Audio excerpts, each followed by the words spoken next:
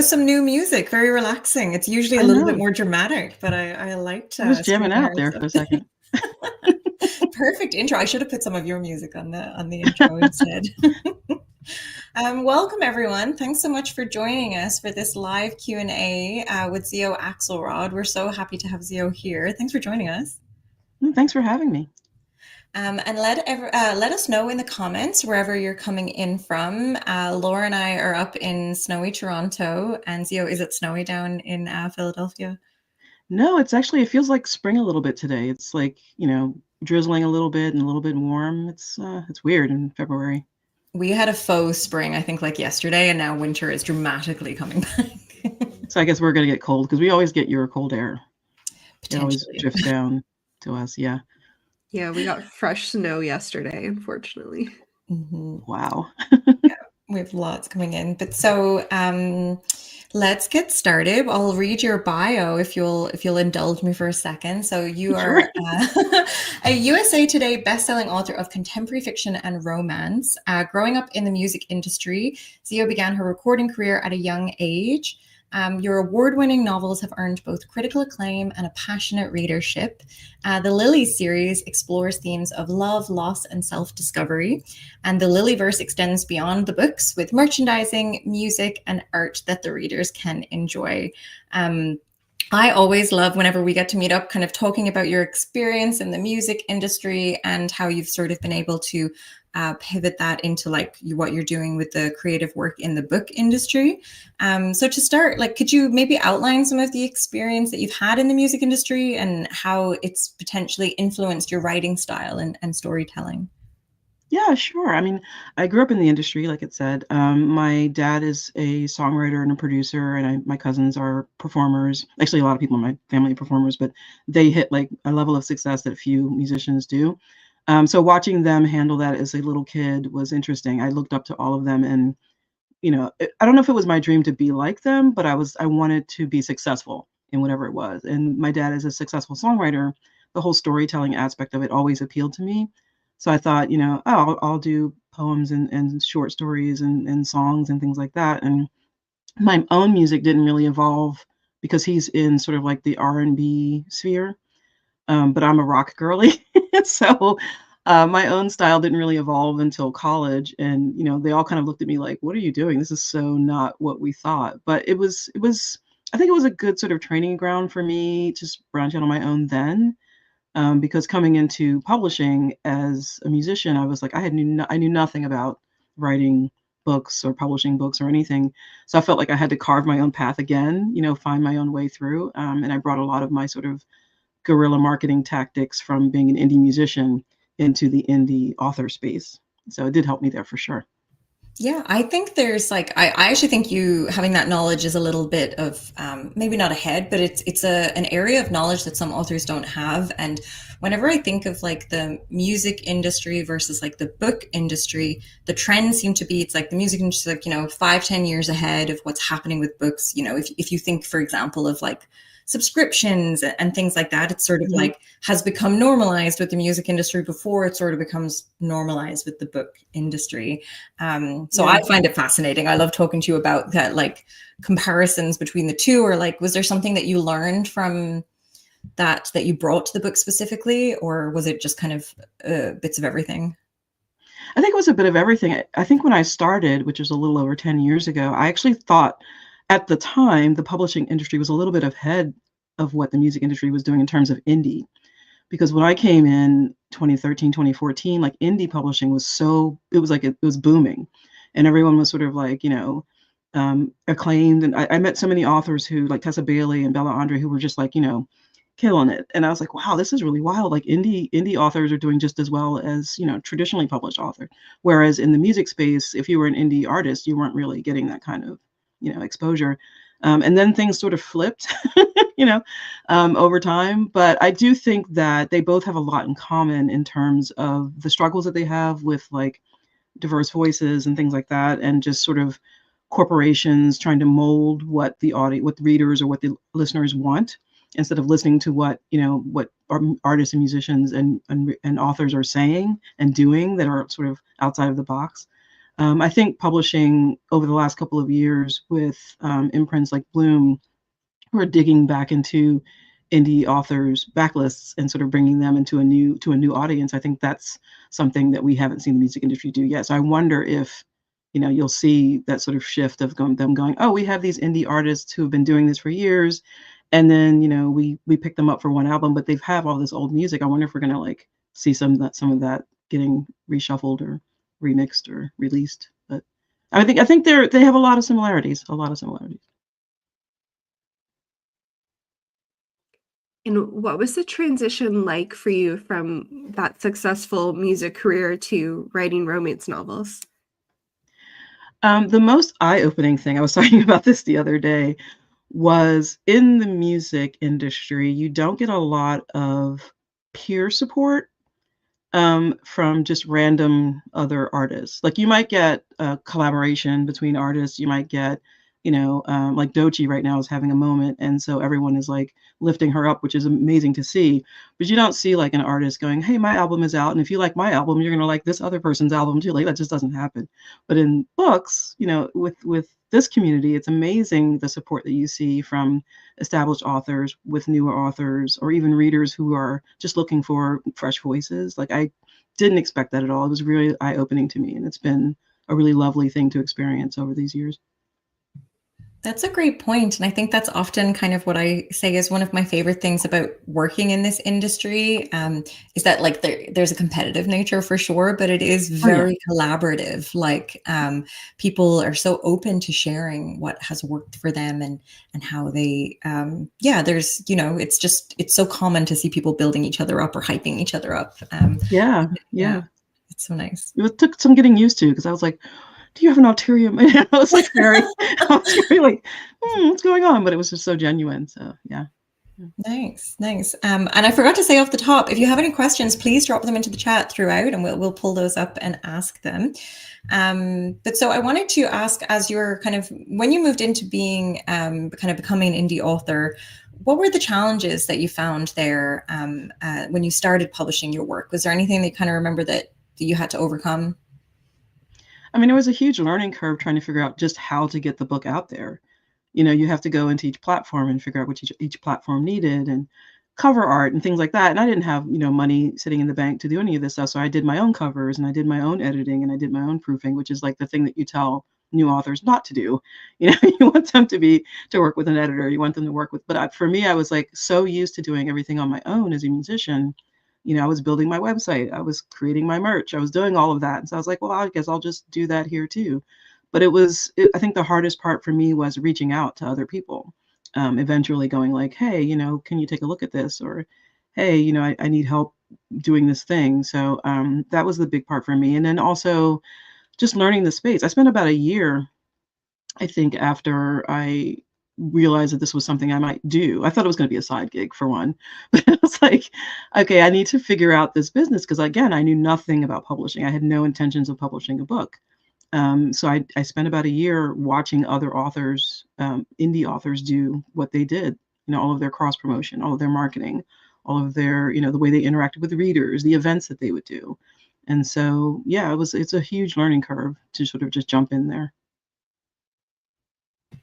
That's interesting you say about like kind of considering like the website piece. Did you think about having two separate ones, or was it always just like easier to have one? Or I know this comes up when authors have like multiple pen names and things like these sorts of decisions that you have to consider. Just curious about that. Yeah, I mean, I think I had my pen name and website and social media and branding all done before I ever published anything. I was like, okay, if I'm going to do this, I need to establish who I am and, establish sort of a voice in the community. And I did that by interviewing other authors on my blog and sort of, promoting their work when I didn't have anything of my own. I think it was just sort of second nature, again, coming from music and having to do that there. I was like, why can't I apply those same things here? And I did have authors say to me, oh, you shouldn't do that. They were like, this is too premature. Publishers will be confused because they want to shape who you are. And I'm like, I want control over who I am. So that was sort of a no-brainer for me doing that. Nice. And you've kind of maybe partially already answered this, but we have a question here from Maurizio. Do you have any advice for an author who's published their first book, especially for promotion? I think the best thing you can do as an author, especially a new author, is network with other authors in your genre. I think promoting other people's work without any sort of ulterior motive, but promoting other people's work will get you sort of known in the community. Your name becomes known as someone who is supportive, and people are more inclined to help you when it's your turn, to promote your own work. But I think social media is such a weird sort of movable feast right now. I think a lot of people put all their eggs in the TikTok basket, and then TikTok went away for a couple of days, and you just saw everyone sort of implode. So I think, find a channel that works for you. Social media is still very viable for book promotion. And depending on your genre, you can sort of feel out which channel works best for your genre. I was talking to someone the other day, a young man, and he writes sci-fi. And so I was saying, Blue Sky seems to be the place where a lot of sci-fi authors are promoting their work. Romance is still very thread heavy, on Instagram. So it really depends. But I think networking with other authors and doing sort of cross promotion with other authors helps really well too. So yeah, it's tough out there. So good luck, Maurizio. Thank you. I think that's such a good point too, about like finding what works for your genre. And you mentioned cross promotion before, and I think it's so important to make sure that you're doing cross promotion with other authors who write in the same genre as you and who are wide as well, if you're a wide author, because you want to make sure your audience will have the same kind of crossover. So there's so many things to consider in that regard as well. Yeah.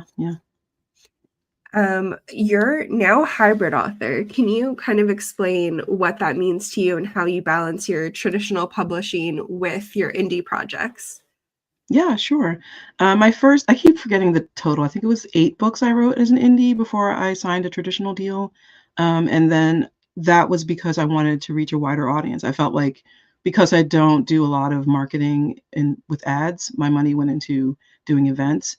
I was like, I think I've reached a ceiling here. So what can, and then when publishers were asking me to write for them, I felt like a debutante. I was like, no, I don't. And then I thought, maybe I need to find a partner that I can work with who gets my voice and gets what I'm trying to do.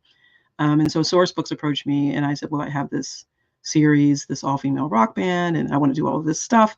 And they were like, yeah, that sounds cool. And I thought, okay, cool. I can do that because I know that when you sign a contract with a traditional publisher, there are things you're going to have to give up. You don't have complete control over your cover or even like your title. And I thought, can I divorce myself from those things enough? Because all my books are my babies, right? So can I divorce myself enough from those things to be okay with changes? And so that was the big thing for me. And then the consolation was, and I still have these other book babies that I can do whatever I want with. So that's the sort of the balance there for me, is I can collaborate and build something really cool with my publishers. And then I have my little thing that I can do on my own and do, the craziest stuff I can think of with. But the balance, I think I'm just finding it now, because my first traditionally published book came out during the pandemic. And it was such a strange sensation to have all of these events. They were all virtual. It was this, for that first 6 or 9 months, I think. And then in the next year, I hit the road to do events, and it was almost like having a new book because I hadn't done anything with it. And since then, it's just been this roller coaster. I've just been doing event after event, and then, and trying to write and trying to do everything. And it's a lot busier now than it was for me before. So I'm still finding that balance, and I haven't released a full-length indie in a number of years, which will change this year. So I'm still finding that balance, but it's definitely, I think, a balancing act for anyone who wants to do both. You just have to find, like you said before, what works for you. And for me, it's actually taking the time to write the books rather than just saying yes to everything that's going to take me on the road. So yeah, that's my goal for this year. Yeah, we have Tara, it's a great name that we have here. Says, totally get it. I'm a control freak. That must be so hard when you're used to being like an indie musician, indie publishing. Like, like, how did you weigh up that decision? Like, because you're saying they approached you, had you thought about it prior to that, or did you kind of think that you would still maintain the control over your indie books? I think growing up the way that I did, surrounded by people who were with contracts, had contracts with labels and publishers, music publishers and stuff, and the things that they went through, it was sort of like drilled into us, like, don't ever do this. You know what I mean? And even the successful people were like, oh my gosh, if I had known. So I never pursued a record label deal because I knew all of the strings that went along with it, and loss of control. And so I remained steadfastly indie for my entire career. And I think I brought that attitude into this, and I was like, oh, I don't care what they want. I'm going to do what I want.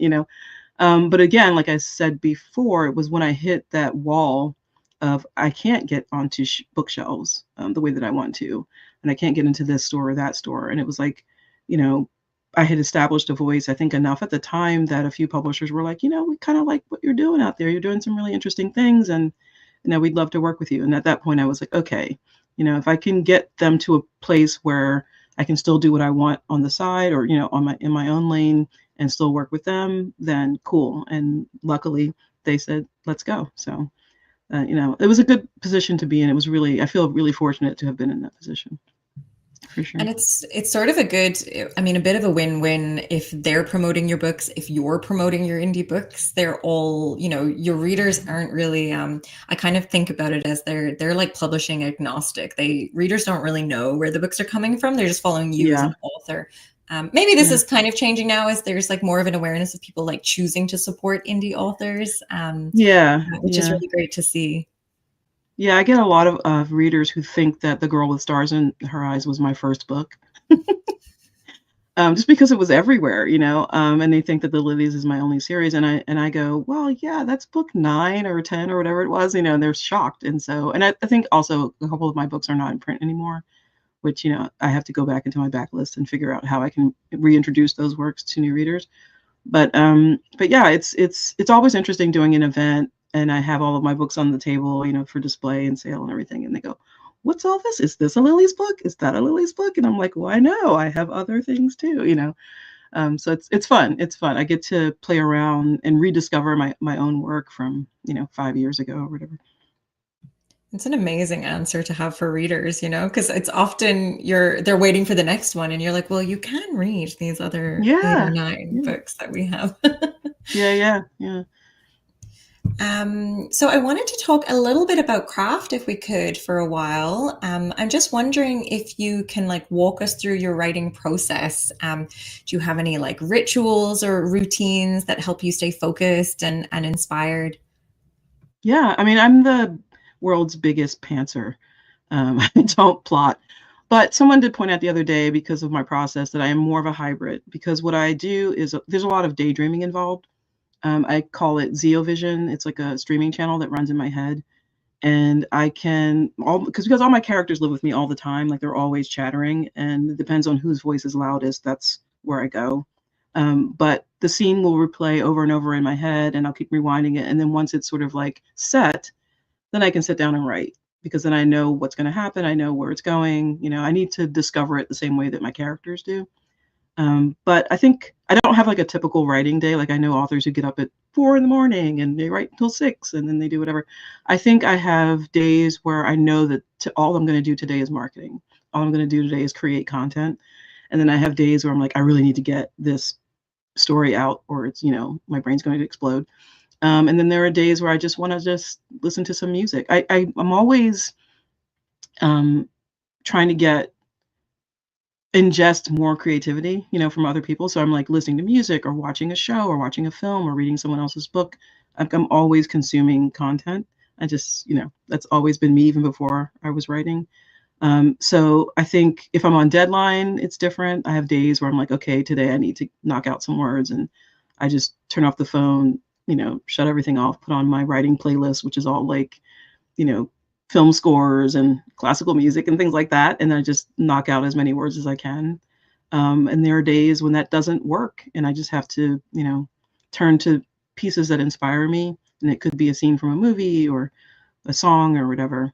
But I think people will always ask me about my process, and I think everyone has their own process. There are things that work for everyone, which is like just sit your butt in the chair and put your hands on the keyboard. Even if you only write 5 words, you did something, But mine is so haphazard. I don't have a single day that looks like the day before. So Once you find something that works as your groove, and your groove is not having something that looks the same every day, but getting your writing done, then it works. yeah. You mentioned you do a lot of events. Do you write on the road? Like, how does that work?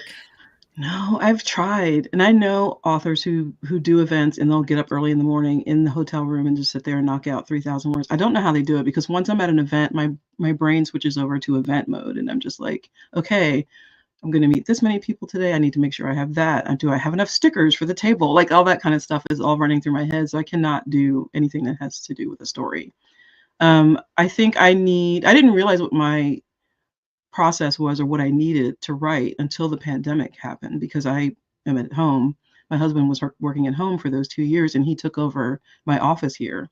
So I was sort of in this little space in our guest room, and I wrote The Girl with Stars in Her Eyes in this little space. And it was so hard. It was the hardest book I ever wrote, because I didn't have what I didn't know I needed, which was space and quiet and time and control over my environment. So now I know if I need to write, I need to not have any packages coming that day, and no appointments happening, no deliveries.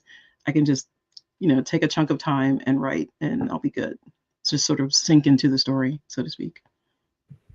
And you mentioned that you like Sorry. writing. Sorry. I'm just interrupting to say cheers to the Pantsers. Sorry. Oh, yeah. I love that. You mentioned that you like writing to film scores. What's your favorite one to write to? Oh, man. I think I've gone through a few. The Jane Eyre score is very emotive. If I need to write like angst or like really big, sweeping emotional moments, I'll definitely throw that on. That's A lot of it's an amazing one. A lot of Thomas Campion, a lot of, I can never pronounce his name properly, but I think it's Ryman Djawadi, who did the Game of Thrones soundtrack, and he does Westworld and things like that. Like, he does these really chunky, sort of dramatic soundtracks. The soundtrack from The Piano is a good one. It's sort of anything that has lyrics in it or has some sort of vocal thing, I can't do when I'm writing in chunks, because my brain just automatically tunes into whatever music is happening. But if I am writing like a love scene or a fight scene or something like that, then I have playlists of songs from like Nine Inch Nails and Tool and stuff that will get me in the mood, will get me in that headspace before I sit down to write those scenes. So I have like 500 songs on my Writing Cave playlist. Do you share those with your readers so they can get a sense of what you were in while you were writing? Yeah, I mean, my Writing Cave playlist has always been public, and I'm always adding to it. So I share it with other authors a lot. I create playlists for every book that I write. The Lilies is super fun because I have a huge playlist that I listen to privately.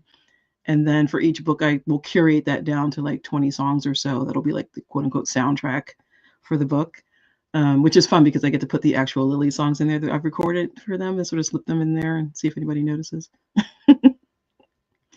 Little Easter eggs. That's great. Yeah.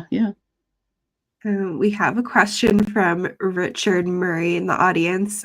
He says, what are her thoughts to audiobooks, and does she have any? I do have audiobooks. I think I started audio super early in my career. It wasn't when the first book came out in 2014, but I think it was 2015 when I was like, oh, I guess I should do this audio thing, because it's not, an expensive thing to do. But I was looking at the catalog that they had, and I thought, there's not a lot of romance here. Like, I thought I was expecting to see like every book that I was reading in audio, and it wasn't. And so I thought, here are some readers that are missing out. We're sort of leaving money on the table and leaving readers, sort of out to dry. So I ponied up the money and got this audiobook done. And it earned out pretty quickly. And I thought, okay, even if it doesn't earn out, this is still a place I want my readers to be able to find me wherever they can. So I always encourage people to do audio if they can. Like I said, it's not cheap. So, if you can get someone else to pay for it, that's even better. But I love audio. I almost read exclusively in audio now. If I'm not reading like an ARC, then I'm listening to audio. because otherwise you're staring at a screen all day and all night. So. Do you think your standards for your audiobooks are higher just because of your background in music? Oh yeah. Yeah, it's bad. I mean, I love voices. I love the sound of human voices, and so I find authors through the narrators that I fall in love with, quite often. So when I started auditioning, the first book, I have to say, I was looking for who I could afford. I was like, who can I afford that sounds pretty good? And he did a great job. But after that, I was like, okay, I really want to write for this person's voice. So I started writing characters to fit the voice, the vocal cadence of the narrators that I really loved. So if you read The Girl with Stars in Her Eyes or listen to it, and also Girls with Bad Reputations, both Seb and Ty were written with those narrators' voices in my head. And Alex, who reads Seb in The Girl with Stars in Her Eyes, is a friend of mine now because we had done some work before. And he called me one day and he said, I don't know what Tony, the female protagonist, I don't know what she sounds like, so I'm just going to use your voice. And I was like, what do I sound like? So he did me as me on the phone. It was so bizarre. But yeah, audio is very important to me. And I think that a bad audio performance can ruin a book for me. So I try to do as good a job in finding my narrators as I can. I guess that sort of helps with the narrators if you're like, I literally wrote this thinking of your voice. Yeah. I told Benjamin Charles that when we were doing an interview for Girls with Bad Reputations, and he got a little, really, So I was like, yeah, dude, that's why it sounds like. He's like, why does it sound like me? I'm like, because it is. That's your voice.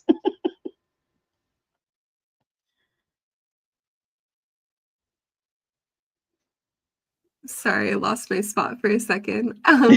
Your books often blend like elements of romance with other genres. How do you approach that genre blending? And what advice would you give to authors who are looking to experiment with that in their own work? I think it's an old adage, but it's write the book you want to read. I did not grow up reading romance. Like I know a lot of authors who were like, I was stealing my grandmother's Harlequins when I was 12, and that was not me. I was reading Anne Rice and Jim Butcher and Stephen King. I didn't read romance until I accidentally wrote one.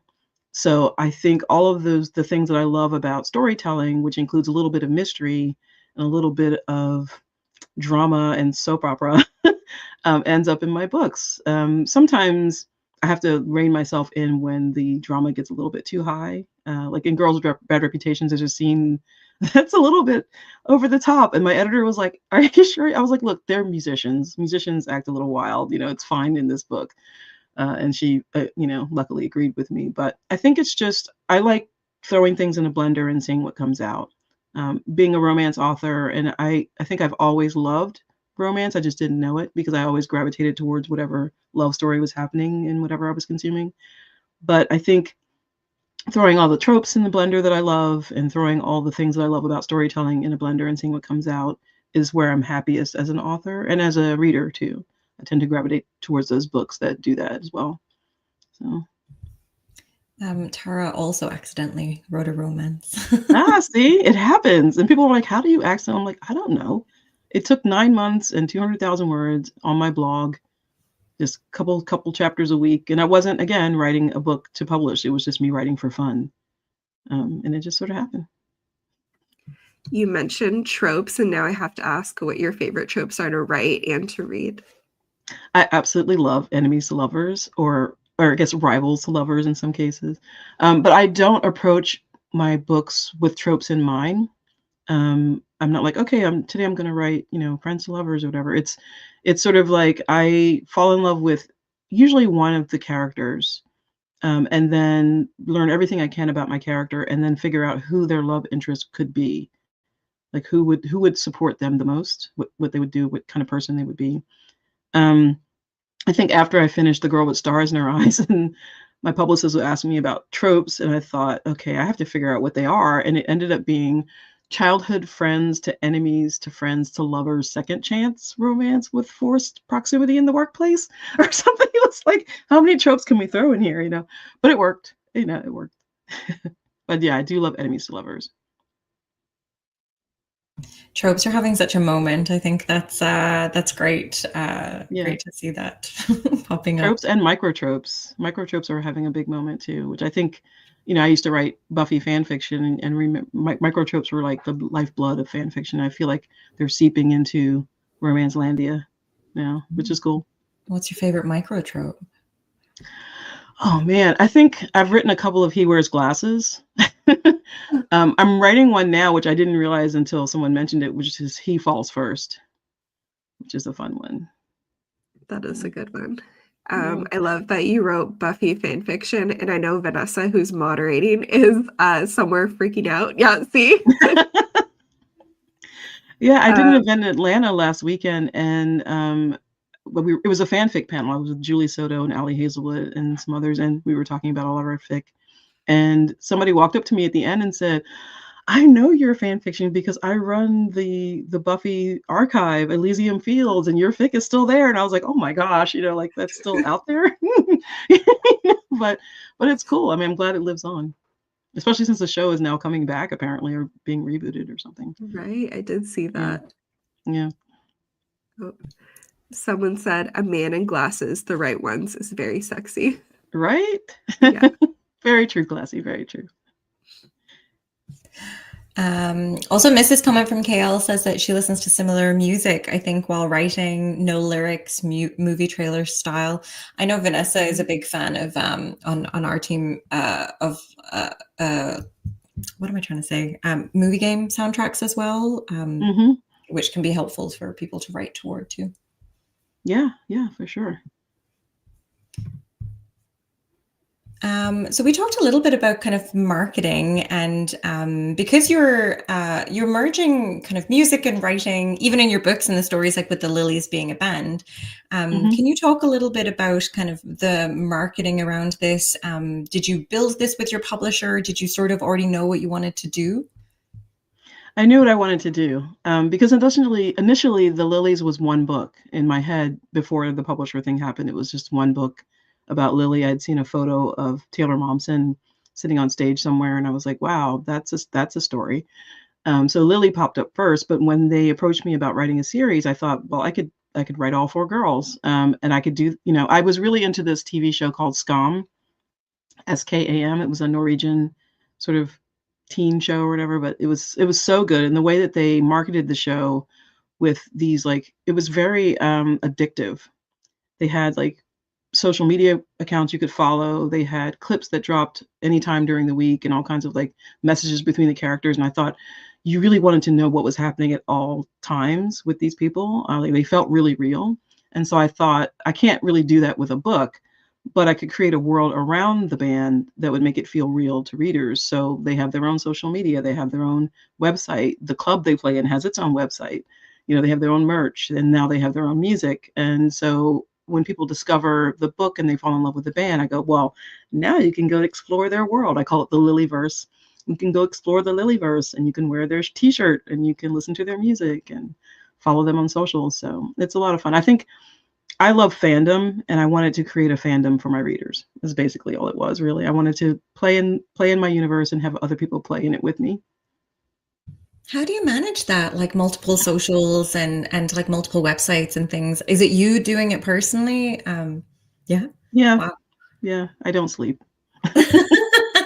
Who needs sleep? Who needs sleep? No, I really genuinely enjoy it. I love. It's just like being in a sandbox and just playing around. And coming from fan fiction and playing in someone else's sandbox, it's kind of nice to have one of my own. I was going to say, is it kind of hard to give up that control to let someone else do like the fandom-y things, I guess? I mean, it would be very hard. Yeah. No one knows their voices like I do. And I think if I did have someone else control it, I'd have more content. But because I don't give anyone else a chance to do it, is why there's so much, sometimes a lag between posts. But I do. It also helps me writing them to get inside their head and know what they're thinking in a moment. Or I'll see something and I'll go, oh, I know exactly how Kayla responds to this, and so I'll post it on their social or something. Yeah. Have you ever considered opening up the universe for people to kind of write in as well? Like other authors? I was thinking about that the other day, because I am contracted for 4 books, and really I don't know what other stories I would tell outside of, like, maybe some of the side characters, but it's such a big universe, and it's getting bigger with each book. I would love to see what other people would do with some of it, so maybe after the 4th book, I might open it up and see what might happen. I guess, source books will have something to say about that, but we'll see. It'll be fun. I think it would be fun. Yeah, as Richard has said here, it's like fan fiction in your own fiction. Like, Yeah. Yeah. I had an author request to write fan fiction in one of my other universes, the one that was on my blog, which is out of print. And I think when I bring it back, I might open it up because it's set in Hollywood. It's like behind the scenes TV show stuff. So it has such a huge potential for that sort of thing. So I think I'll definitely open that one up. And I own that one, so I don't have to worry about someone saying no. would you have to compile like a Lilyverse wiki to kind of try? I know that some people with large universes do that, just to make sure that you have like a central Bible of like Yeah. this universe. Is that something you've thought about as well? Yeah, I was thinking about that the other day too, as having a series Bible, because I forget things all the time. I was telling someone yesterday that I did when I was writing the second book in the Lily series. I had to go back and find the name of the record label in the first book because we had changed it so many times. Because every time I came with a name, they would find a label in Bulgaria that had the same name, and there you can't use that. So I was like, okay. And I'd find another one and it'd be used somewhere else. I think I used like 3. I don't even know what it is now. I think I used just a couple of letters that threw them together, like it's XYZ or whatever it is. But yeah, I think having a series Bible would definitely help me with stuff like that. It's just, sitting down and doing that or paying someone to do that for me, I guess, someday. And balancing the social when you're sort of like posting as the characters, would you ever worry about your next book kind of alluding to something that people might not have seen, where, do you know, or are those kind of Easter eggs, I feel like it might be easy to forget what was like actually in the book and actually then on social or vice versa, or does it really matter because your fans are going to be ingesting all of it regardless? No, I don't think I post anything on socials that isn't either a direct reference from the book or is going to be referenced in the book. I don't think it's Okay. like anything that's completely outside of the story. It's usually just things that you do, like, they're on the road or they're on the bus or they're at a show or something that they're commenting on. It's not really like story, extended story yet. Maybe Mm-hmm. someday. But so far I just try to make it sort of a little add-on for anyone who wants to follow. Yeah, and I wonder if you can talk to us about any fun merch that you have going, because that's always one of my favorite things about going to author events or like reader events is seeing like the swag that people offer. Yeah. And I'm sure tying in the music, you must have some interesting stuff, or at least like fun coming up with them. Yeah, I've done some fun stuff. I think merch was always something that I was into, even as a musician. We had cool, like, things that we gave away, but so coming into this world, I was like, "Ooh, I could do this, I could do that." For the Lily series, I have stickers that I commissioned some art from this amazing artist, and we did just sort of like illustrations of the characters. So I have 2 different illustrations of the band. One of them is sort of like in a Winx Bratz sort of style. So they've got like big heads and skinny bodies and stuff. And then the other one is sort of just a straight illustration. I have my couples together, Kayla and Ty, and Tony and Seb, and I have Blake and Ollie from the Love on the Byline series. But I do have a long line of merch for the Lilies, because I was like, they're going to have band T-shirts. So the logo was done even before the book was written, that they had a logo. So I have logo T-shirts, but they also have their own images on the T-shirts with their names and stuff. And I'm playing around with some fun things with lyrics and stuff. So there's like a whole new line that's launching later this year. And I've never sold T-shirts at events, but I think I'm going to do it at an event I'm doing in Philly in November for the first time. Indies Invade Philly. I think I'm going to sell shirts there and see how it goes. But whenever a reader comes to my table wearing one of the shirts, I get giddy because I'm like, oh my gosh, you love the Lilies. I designed that. That's so cool. It's like a little extra thing for me. It's all about That me. is fun. Of course. I mean, you're the center of the Lilyverse universe. No. I love the fact that that a reader is so touched or moved or intrigued by this world that they would do that. And it's so meaningful to me. I get bracelets with the characters' names on them. And there's one reader who makes me these little magnets with all the book covers on them. You can see that. cute. Oh, Yeah, I it's like a love little that. book magnet, and she's done all of my books this way. So I have like Oh, a little that's thing so here. cute. Yeah, I mean, the readers are amazing. And I think if I can reach them, I always tell authors to find another point of contact with your readers, not just outside of your books. And it could be merch, but it could be a shared interest, just something that you can connect with them on another level. Well, we have a question actually about, do you ever take suggestions from readers to add to your books? Hi, Classy. I don't. And I think, again, that goes back to writing fanfic, because one of the things I liked about fanfic was the instant gratification of readers reading the chapter and giving you feedback on it. One of the things I didn't like was when they tried to tell you how to write the story. And after my first book, The Callum, it was successful and I didn't expect it to be. And I was, again, learning the business and trying to see what other authors were doing. And everyone was writing series. And I was like, oh, I guess I'll turn this into a series. I'll do 2 more books. And why did I announce that? Like, all of a sudden, my inbox was flooded with people telling me who the characters were going to be and what they were going to do. And it killed the series for me. And I never wrote anything else in that world until last year, when I celebrated the 10th anniversary and did the little short story in the special edition. But I tried to avoid anything that's gonna, and a lot of people have a lot to say about the lilies and where they think things are going. And I just sort of like, try to tune it out a little bit, because I don't want to be influenced. I want their story to be told the way that it should be told, from my brain and not from someone else's. I think that's interesting advice, to be able to kind of, because you have that instant communication with readers now, especially like as indies, and like you want that relationship, but you also have to sort of be mindful of a little bit of a distance to keep yourself as a writer and keep the voice. Yeah, I don't hear authors talk about that a lot. That's really interesting to bring up. Yeah, I think, again, like it goes back to sort of the training ground of the fan fiction, where you have to either give in to what your readers are demanding, or set it aside. Like, there was one fic I wrote that got very popular, and I thought, I'm not even going to read the comments because I don't want to be influenced by what they're saying. And so I had to go through at the end and read like 10,000 comments. But it was good for me for the story. The story stayed true to what it needed to be, rather than being influenced by what readers were saying. That's a great point. I also wanted to talk to you about marketing a little bit more. I know you kind of have like the 2 sides of marketing with like your hybrid publishing. Do you have any advice for indies for marketing their books? Hi. I know a lot of indie authors who do really well with ads. It's not something that I've ever really dabbled in, so I can't give anybody advice there. I always put my marketing dollars into doing face-to-face events. I love reader events. It's where you get to really meet people and find out what they're looking for in stories. And if you have something that matches what they're looking for, you can talk to them about it. It's a lot of fun for me. I think it's tough. Like, everything is so tied to social media now. And as I was saying before with Mauricio's question, you never know which channel is going to work best for you. I think looking at what other authors in your genre are doing and what's working for them, or what seems to be working for them, those authors whose names you see all the time popping up on your feed, like, figure out what's going on behind the scenes.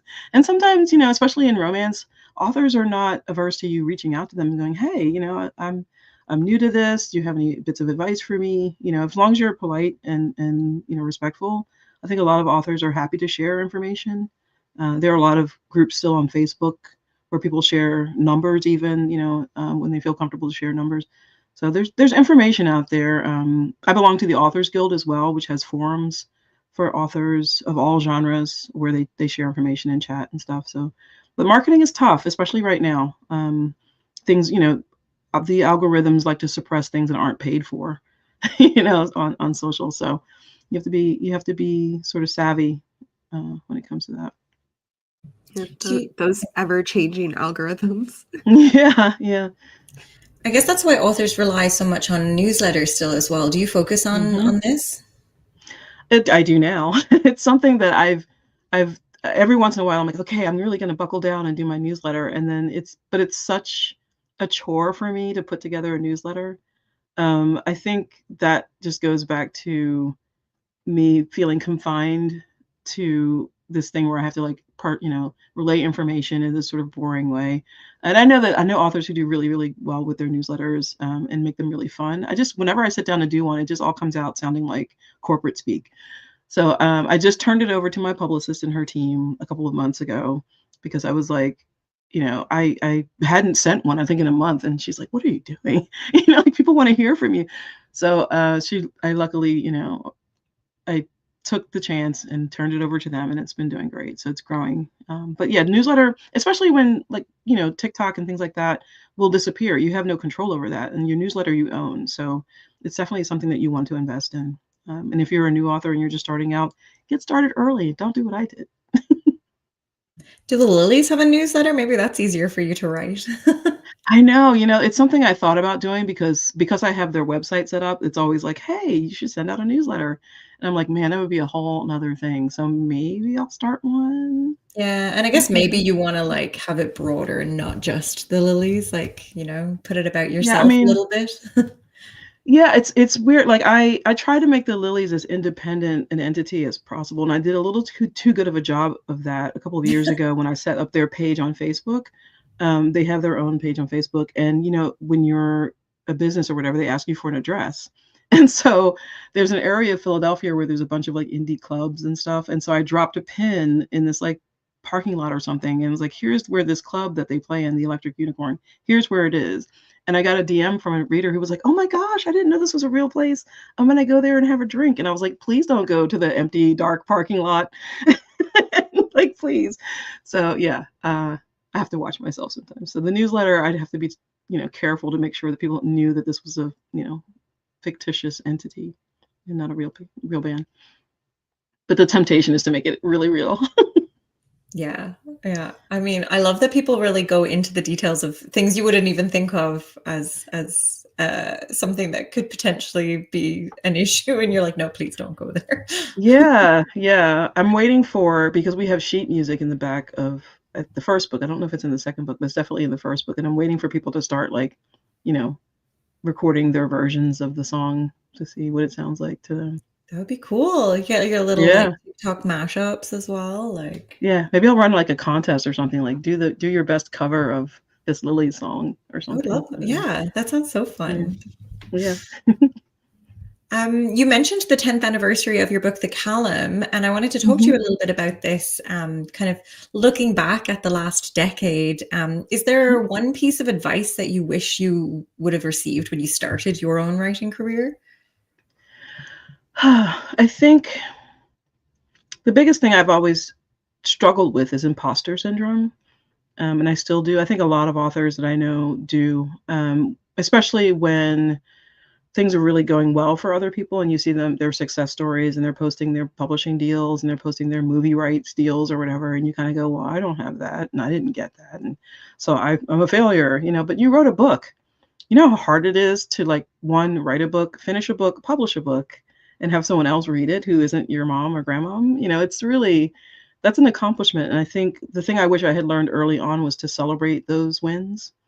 I think I waited until, year 4 or 5 and something happened. And I was like, oh, okay, now I can celebrate, where I had already written 5 books, which was a huge deal. So celebrate your wins. Also, don't, when you have your losses or your setbacks, don't just push them aside. Let yourself feel those things.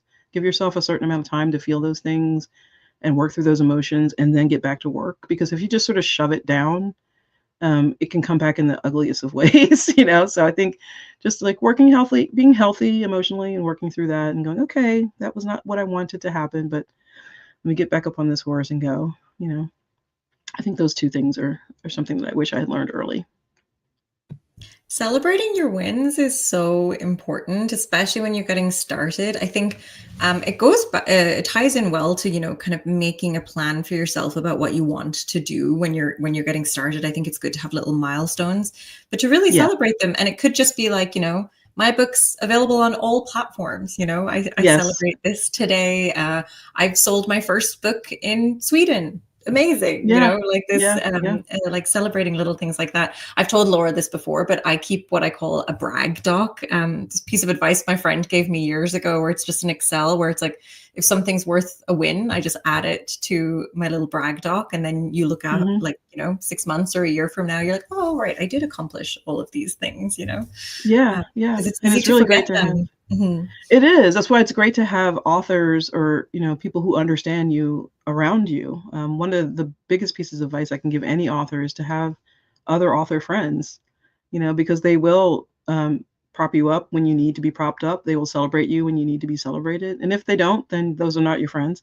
But you need those people around you. They go, like when I was celebrating when the 10th anniversary was coming up, and it kind of snuck up on me because I still think of myself as just starting out. um, I had people say to me, "You did this and you did that, and don't you remember this thing?" And I had forgotten so many things because I just let them go and didn't, stop to appreciate them. And we were putting together this sort of like 10th anniversary thing, and I was like, "Wow, oh yeah, oh right." So I needed those people to poke me and say, "Hey, you did this thing, and it's really cool, and don't feel bad about saying that it was." And what was the reader response like to the 10th anniversary edition? Well, because I had announced that it was going to be a series, there were people who were so happy to see Lovey and Duff again in new material. I think I wrote like 8 or 10,000 words to add to that, like a little novella. My neighbor across the street was one of my first readers, and she'd been asked every time I see her, when are we getting another book? When are we getting more? And so I handed it to her with this cover, this beautiful cover that I designed. I was so happy with this cover. And she's like, and I was like, and there's new stuff in here. And she's like, oh, she got all teary. So it was really cool. There's still a lot of readers who came in from the Lily series who don't know that book. And I hope that they take a chance to read it because it was my first sort of foray into romance for one, but also I felt like I had really captured the story that I wanted to tell and the characters that I wanted to tell it with. It was my first time going, oh wow, I did that. That's a thing that I did, and I was super proud. So. Did revisiting it inspire you to finish the series, or are you still like, no? Nope. Unfortunately, maybe someday, I don't know, but it just didn't. It was tough getting those words out. And also, it was during a time when we were going through elections and stuff down here, so I was trying to like write this happy, fluffy stuff, and the world was burning, so it's hard.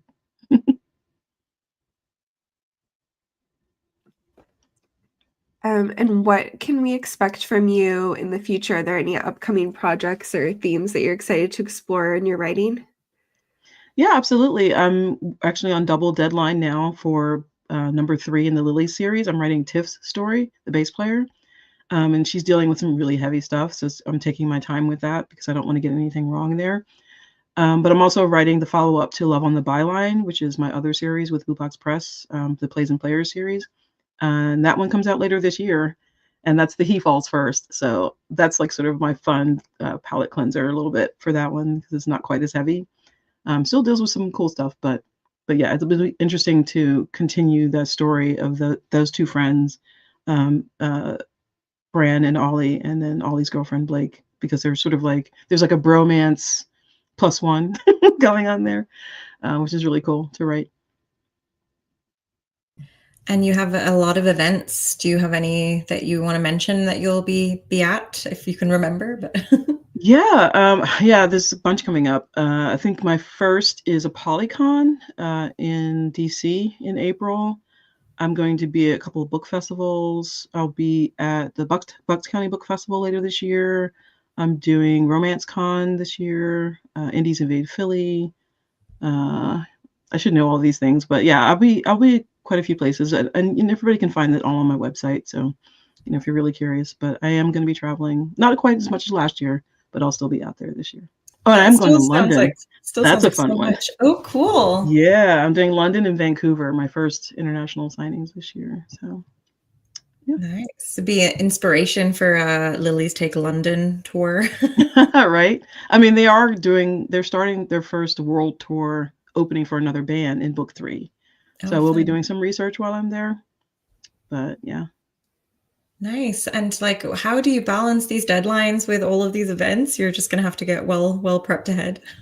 Yeah, I'll let you know. No, I'm gonna try to get as much done as I can before I hit the road. Like March, like I was telling you before we started, I don't have any in-person events, so I probably won't be online as much. I'll just be, button chair, hands on keyboard. Nice. Well, thanks so much for joining us today. We've had such a wonderful time chatting to you, and thanks everyone for the questions that have come through. Is there anything else you wanted to mention before we head off? No, thanks everybody for embracing the lilies. I really appreciate it. And Kobo, you guys have been really amazing with me, so I appreciate you guys too. Thanks so much. Well, we got to connect in person at one of your many events, so I appreciate you taking the time. It's always great to get to discuss like both industries with you. I love when we get to meet up and chat. Yeah, me too. Hopefully, I'll see you soon. Yeah, I hope so. Well, thanks so much, everyone, and we'll be back next month with. I should know off the top of my head, but I might get it wrong, so I shan't say. Do you want me to say? Oh yeah, sure. Go ahead. Yeah. It's Maddie Dalrymple. Oh yes, from Maddie, who will be who also works with the Alliance of Independent Authors as well. So we'll be covering kind of basics, covering kind of like the indie industry in general. So nice. So we'll have more details about that soon. So stay tuned. But thanks everyone for joining. Yeah, and Xio, thanks so much for your time. Yes, thank you so much. Yeah, this was so fun.